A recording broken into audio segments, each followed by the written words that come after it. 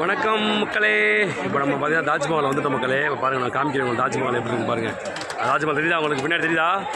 பரவாயில்ல. இருந்தாலும் என்ன ஒரு வருத்தம்னா, வீட்டில் ஒரு 2 பேர்த்த ஒரு 4 பேர் மொத்தம் விட்டுட்டு வந்துட்டேன். அது ஒன்று தான் வருத்தம்.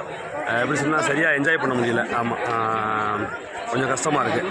இப்போ நான் உங்களுக்கு திரும்ப நான் தாஜ்மஹாலை காமிக்கிறேன் பாருங்கள் மக்களே. வந்தாச்சு, ஒரு தாஜ்மஹால் வந்தாச்சு. நம்ம அப்புறம் நான் உங்களுக்கு காமிக்கிறேன் பாருங்கள்.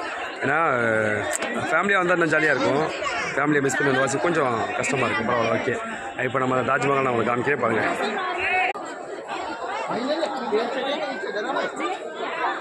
பாருங்கண்ட மக்களே, தாஜ்மஹால் தெரியுதா மக்களே? Very nice place. நிறையா வேலை அந்த காலத்தில் நல்லா வாழ்ந்துருக்காங்கன்றது மட்டும் நல்லா தெரியுது மக்களே. அந்த காலத்தில் நல்லா வாழ்ந்துருக்காங்கன்னு மட்டும் தெரியுது. பரவாயில்ல,